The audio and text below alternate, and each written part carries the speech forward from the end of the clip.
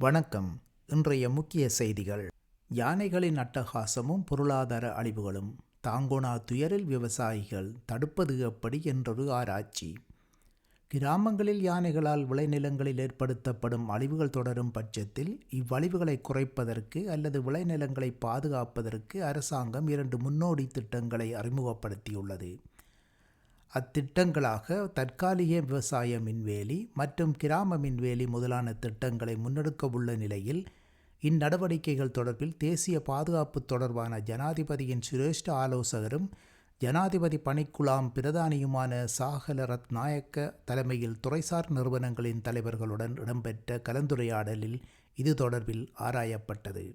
இம்மின்சார வேலிகளானது யானைகளால் அதிகமாக அழிவுகளை ஏற்படுத்தப்படும் மாவட்டங்களில் குறிப்பாக தெரிவு செய்யப்பட்ட பிரதேச செயலக பிரிவுகளில் முன்னோடி திட்டமாக விவசாய நிலங்களை பாதுகாக்கும் பணிகள் ஆரம்பிக்கப்பட்டுள்ளது.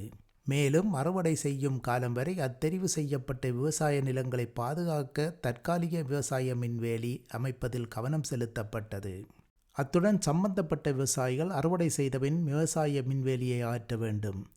அத்துடன் மின்வேலியின் பராமரிப்பு பொறுப்பை கமநல அபிவிருத்தி திணைக்களத்துக்கும் பிரதேச செயலகங்களுக்கும் வழங்குவது தொடர்பாக கலந்துரையாடலில் தீர்மானிக்கப்பட்டது.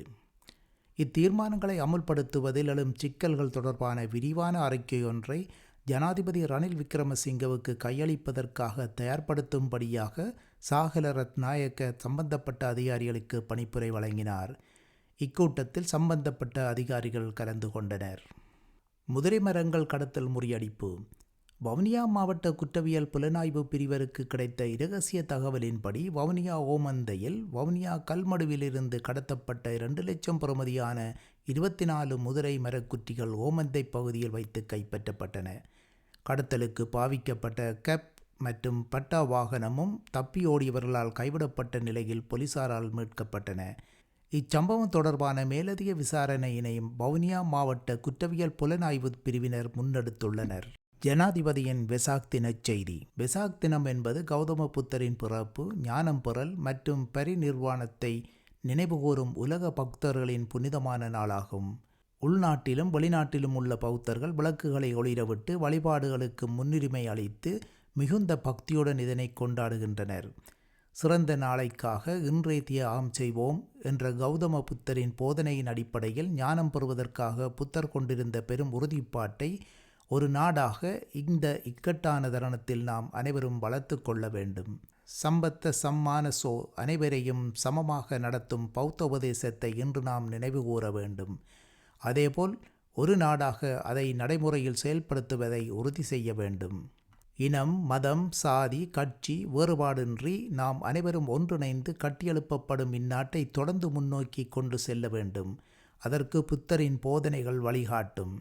விரைவான பௌதிக வளர்ச்சியை நோக்கி நகரும் உலகில் மன வளர்ச்சியுடன் கூடிய ஆன்மீக மற்றும் கண்ணியமான மனிதனை உருவாக்குவதே இந்த வெசாக் பண்டிகையின் முக்கிய நோக்கம் என்பதை நினைவில் வைத்து அனைவருக்கும் சிறந்த வெசாக் பண்டிகை வாழ்த்துக்களை தெரிவிக்கிறேன்.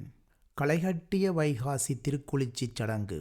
வரலாற்று பிரசித்தி பெற்ற காரைதீவு ஸ்ரீ கண்ணகை அம்மன் ஆலய வருடாந்த வைகாசி திருக்குளிர்ச்சி சடங்கின் இறுதி நிகழ்வான குளிர்த்தி பாடும் சடங்கு நேற்று செவ்வாய்க்கிழமை அதிகாலை பக்தி பூர்வமாக சிறப்பாக நடைபெற்றது. இம்முறை வைகாசி திருக்குளிர்ச்சி சடங்கு கடந்த காலத்தை விட ஆயிரக்கணக்கான பக்தர்களுடன் மிகுந்த சிறப்பாக நடைபெற்றது. அதிகாலை 4 மணியில் தொடங்கிய சடங்கு பூஜையும் திருக்குளிர்ச்சி பாடலும் ஆரம்பமாகி காலை 5:30 மணியளவில் நிறைவுற்றன. கடந்த 1 வார காலமாக பறைமேளம் அடிக்க, குழல் ஒலிக்க, கம்புகன்மார் முன்னிலையில் உடுக்கை ஒலியுடன் பக்தர்களின் அரோகரா கோஷம் குரவை ஒலிக்கும் மத்தியில் பகலில் பச்சை கட்டல், இரவில் ஊர் சுற்று காவியம் பாடல் என்பன இடம்பெற்றன. இம்மாதம் 27ஆம் தேதி 8ஆம் சடங்கு பூசை இடம்பெறும். அனைத்து நிகழ்வுகளும் பண்டைய கலாச்சார பாரம்பரிய முறைப்படி நடைபெற்று வந்தமை குறிப்பிடத்தக்கது. இத்துடன் நமது செய்திகள் முடிவடைகின்றது. வணக்கம்.